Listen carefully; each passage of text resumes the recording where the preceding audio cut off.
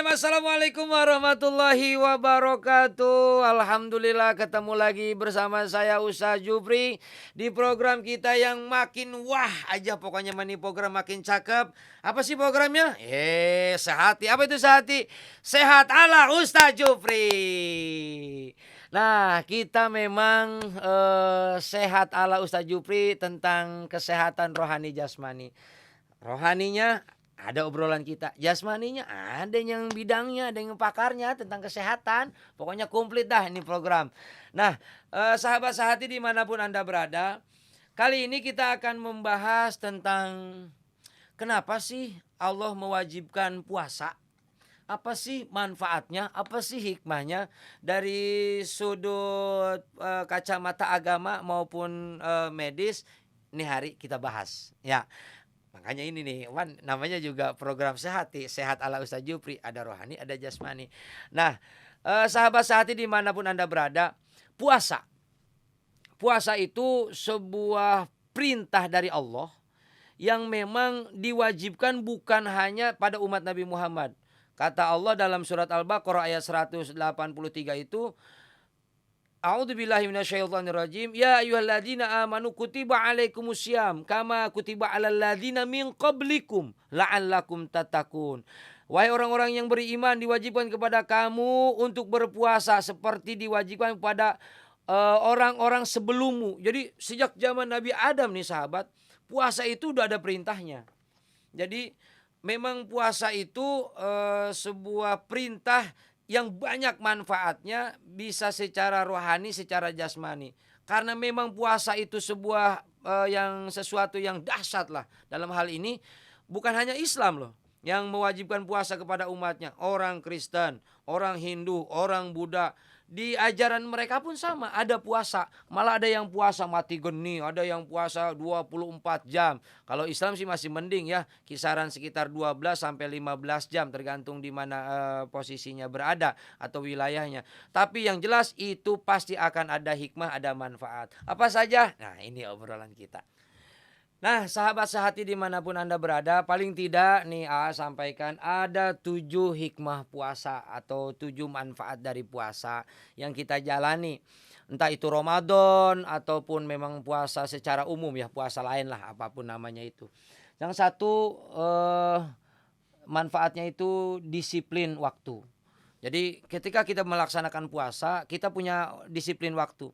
Waktunya makan, kapan? Misalnya waktunya berbuka pas maghrib, waktunya nahan untuk tidak makan di pas datangnya waktu subuh. Terus kemudian waktu sholat kita juga jadi tepat waktu. Misalnya bulan Ramadan nih kita puasa, kemudian kita ada waktu terawih. Nah disitulah kita bisa menjalankan tepat waktu, disiplin waktu untuk menjalankan sholat isya dan melaksanakan sholat terawih. Itu kalau puasa Ramadan misalnya. Jadi dengan adanya puasa kita bisa melatih disiplin waktu. Yang kedua, keseimbangan hidup. Dalam batin kita itu kan ada rohani dan jasmani. Ketika kita tiap hari di luar bulan Ramadan misalnya, kita sibuk terus-terusan dengan mencari keduniaan, datangnya bulan Ramadan. Kita dengan berpuasa keseimbangan, kita mencari pahala, kita getol ibadahnya, kita rajin beramalnya. Kenapa? Sebab rohani kita pun perlu untuk mendapatkan masukan. Jadi biar ada keseimbangan rohani dan jasmani. Atau puasa Senin Kemis. Nah, di antara kesibukan sela-sela energiknya kita mencari keduniaan, tapi ada satu sisi rohani kita untuk mendekatkan diri kepada Allah Subhanahu wa taala dengan berserah diri dengan menjalankan ibadah puasa. Itulah yang keseimbangan dalam hidup. Yang ketiga, peduli terhadap sesama. Dalam puasa ini subhanallah luar biasa sahabat. Tanpa disadari oleh orang yang berpuasa, itu sebenarnya hakikatnya dia sedang merasakan menjadi orang yang susah. Sedang merasakan jadi orang yang dalam keadaan kekurangan. Misalnya nggak ada makanan. Bagaimana rasanya? Kalau menjadi orang yang susah, pengen makan nggak ada makanan, pengen minum nggak ada minum. Kalau kita puasa nggak pengen makan karena memang nahan makan, pengen minum bukan nggak ada air, bukan tidak bisa mampu kita beli, tapi memang kita menahan. Disitulah akan tumbuh rasa kepedulian sosial, kepedulian terhadap sesama, bahwa ada orang di luaran kita yang merasakan lapar dan hausnya itu mungkin bisa siang, bisa malam, bisa sepanjang siang, sepanjang malam, sepanjang hari dia merasakan lapar dan hausnya itu. Tetapi kita hanya siang saja, malam mungkin kita bisa terpenuhi keinginan kita. Makanya dengan itu, dengan adanya puasa itu kita tidak akan merasakan rasanya sombong. Kenapa? Sebab kesombongan itu hanya dimiliki oleh orang yang tidak pernah merasakan lapar, kenyang dan kenyang saja. Tapi puasa mendidik kita untuk bisa peduli kepada orang lain. Ada orang yang merasakan lapar, seperti apa yang pernah kita rasakan. Nah, itulah kepedulian sosialnya. Yang ketiga, yang keempat, berhati-hati dalam berbuat. Berhati-hati dalam berbuat, lebih memilah dan memilih dalam perbuatan. Kenapa? Misalnya begini, memilah dan memilih dalam perbuatan, makanan lah misalnya. Jangankan yang haram, yang halal saja, ketika saatnya kita harus tinggalkan, itu kita tinggalkan.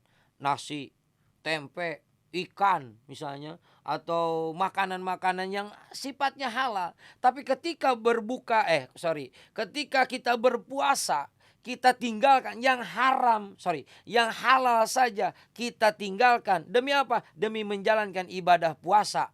Apalagi yang haram pasti kita tinggalkan. Begitu juga dalam kehidupan kita. Kita bisa memilah dan memilih mana waktunya yang harus kita perbuat, mana saatnya yang harus kita tinggalkan. Kita akan bisa pandai memilah dan memilih sebuah pekerjaan ketika kita sudah melaksanakan yang namanya puasa. Begitu sahabat yang dirahmati oleh Allah. Yang kelima, yaitu melatih manusia agar lebih tabah, lebih sabar. Coba deh, bener gak sih? Kalau kita lagi puasa nih, mau marah, astagfirullah, gue lagi puasa. Orang itu edukasi atau pembelajaran terhadap orang, terhadap diri kita lah terutama. Ketika kita akan marah, itu bisa menahan amarah. Akan emosi, akan murka lah kita pada sesuatu perkara misalnya. Tapi karena memang puasa, kita menjadi tertahan. Sabar. Itu manfaatnya dari puasa, sahabat yang dirahmati oleh Allah Subhanahu wa taala. Kita nggak mau lah untuk suuzon. Kita nggak mau gibah, ngomongin orang. Kita nggak mau namimah, adu domba orang. Kenapa? Karena memang puasa. Itulah tahapan latihan. Berharap setelah puasa itu selesai dilaksanakan, maka itu akan ada karakter itu, jiwa itu pada seseorang yang menjalankan ibadah puasa. Yang keenam, melatih hidup sederhana. Gitu. Biasanya makan apa aja kita makan tuh. Tapi ketika kita berpuasa ala kadarnya coba. Man soma Ramadana imanan wahtisaban ghufirallahu ma taqaddama min dzambi. Siapa orang yang puasanya dengan penuh rasa keimanan dan penuh pertimbangan. Begitu tuh itu hadisnya. Nih makan kalau puasa. Coba puasa siang hari apa aja pengen kita makan coba. Tapi kalau sudah datangnya waktu berbuka, datangnya waktu maghrib, seteguk air bisa menghilangkan haus, bisa mengenyangkan. Itu apa? Itu tandanya punya keimanan. Kalau orang nggak berdasarkan keimanan puasanya, ya pastilah apa aja dimakan, sampai sendok aja bisa ketelen. Gitu, kenapa? Saking nafsunya. Kenapa? Sebab dia nggak bisa mengendalikan dirinya. Dan itulah pola hidup yang tidak sederhana. Makanya pola hidup yang sederhana, makanlah ala kadarnya. Ketika hanya untuk cukup membatalkan puasa saja itu cukup, maka itulah cukup dengan makanan yang ala kadarnya ada. Kemudian yang ketujuh, yang terakhir, paling tidak kita menjadi pribadi yang selalu bersyukur kepada Allah Subhanahu wa taala. Ya Allah, ya Rabb, saya lapar dan haus mungkin siang saja ya Allah. Malam masih bisa beli makanan dan minuman. Tapi masih banyak saudara-saudara saya yang bisa sepanjang hari, sepanjang malam. Mereka bisa lapar terus-terusan ya Allah, ya Rabb. Terima kasih ya Allah. Semakin kita bersyukur kepada Allah Subhanahu wa taala. Nah, begitu sahabat. Sehati yang dirahmati oleh Allah Subhanahu wa taala, manfaat, puasa dari sudut rohani. Nah, berkenaan dengan sudut jasmaninya, ini tentunya bukan bagian saya, ini ada bagiannya orang tertentu yang memang ahli pakar di bidangnya, gitu ya. Sahabat A yang dirahmati oleh Allah Subhanahu wa taala, dari sudut rohani, sudut pandang rohani keagamaan, agama Islam sudah kita obrolin. Sekarang bagaimana puasa dari sudut pandang medis ya. Dan ini memang banyak sekali nih sahabat, yang saya dapat komentar nih dari YouTube, apa manfaat puasa Ramadan secara medis. Nah, kalau yang ini nih saya nggak bisa jawab nih, saya nyerah, saya ampun dah.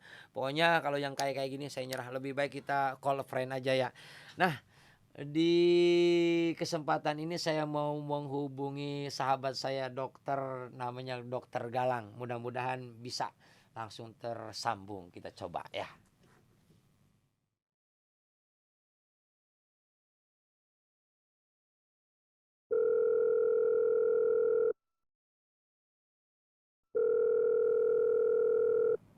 Halo, assalamualaikum. Waalaikumsalam warahmatullahi wabarakatuh. Dokter Galang. Ya, Pak Ustadz, Ya apa Allah, apa kabar kabar? dokter? Alhamdulillah baik, baik. Masya Allah, Masya Allah. Lagi di mana dok? Ini saya lagi mau nyari takjil ini, Pak Ustadz. Waduh, lah cakep bener. Iya, Masya baru Allah. selesai dari rumah sakit soalnya. Dari rumah sakit ya, Mari Tajil. Saya kalau saya nggak nyari dok, lagi nungguin yang ngasih. Apa Ustadz biasa udah ada yang sediain. Aduh, dok, saya lagi on air nih dok. Mohon maaf ganggu ya dok ya. Oh iya, nggak apa-apa, Nggak apa-apa ya Pak dok ya. Ustadz. Boleh, boleh. Ini saya dapat banyak komentar nih dok di YouTube maupun ya lagi ngobrol-ngobrol sama teman-teman di studio tentang manfaat puasa secara medis. Tolong dong dok, apa sih, ada nggak sih manfaatnya secara medis tuh puasa tuh? Kalau secara rohani sudah dok saya jelaskan tadi. Ada nggak dok? Oh, Gimana dok? iya, begitu ya, Pak Ustadz. Masya Allah pertanyaannya. Alhamdulillah. Ya, saya coba jawab secara medis ya, Iya Pak dok. Ustadz ya. Jadi ternyata ini udah ada penelitiannya loh, Pak Ustadz. Oh, Ada yang meneliti di orang-orang yang berpuasa Ramadan, mm, itu dicek kadar kolesterolnya, Pak Ustadz. mm. Sebelum dan sesudah puasa Ramadan. Oh, Dan luar biasanya nih, Masya Allah, Pak Ustadz. ah, Ternyata kadar kolesterolnya memang benar menurun, Pak Ustadz. Boleh dicari, di Google itu ada penelitiannya. Yang kedua, Pak Ustadz, untuk imun. Jadi ditelitinya pada orang-orang yang sedang mengalami radang gitu ya, ada sel-sel peradangannya. Ternyata kalau berpuasa, sel radangnya itu turun, Pak Ustadz. Ini luar biasa respon tubuh kita ketika kita berpuasa.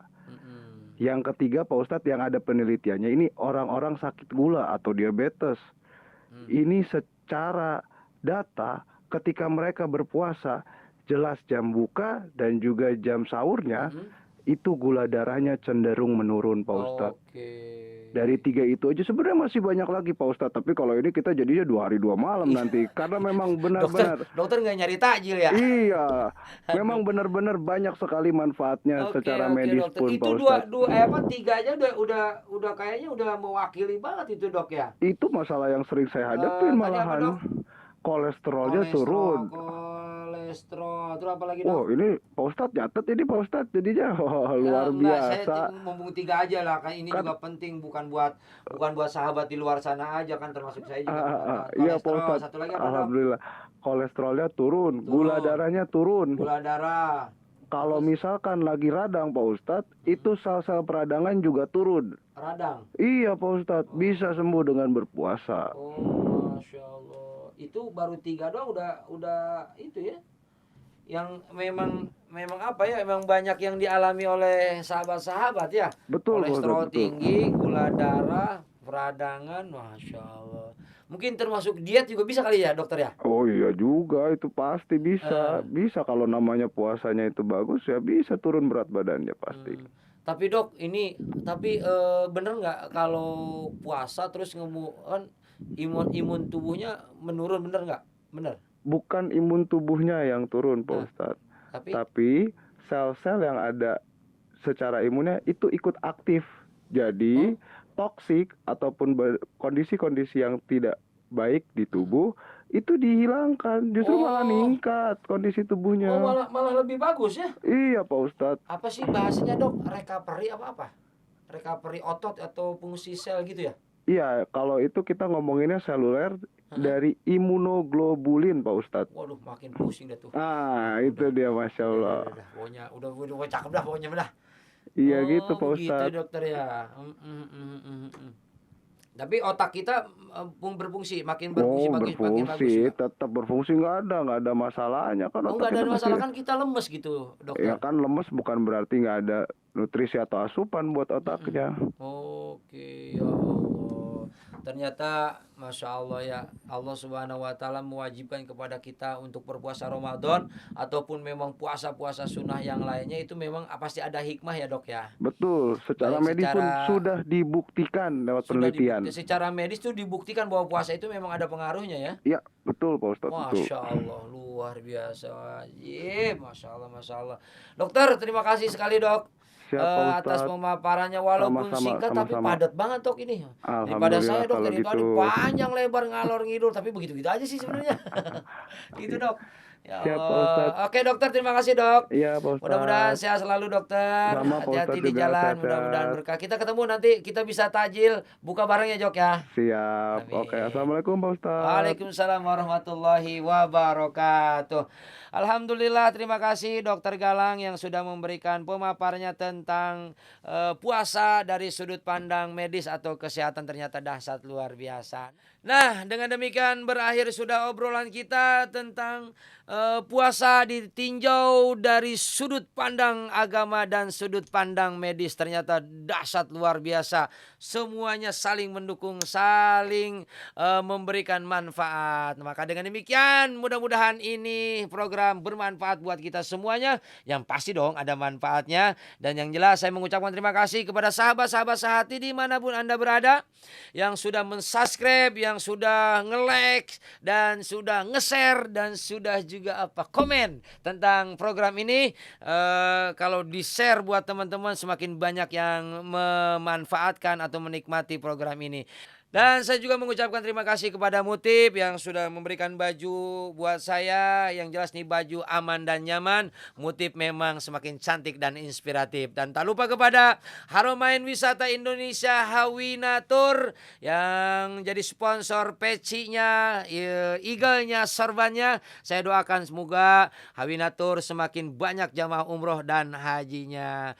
Terima kasih atas segala perhatian. Mohon maaf atas segala kekurangan. Assalamualaikum warahmatullahi wabarakatuh.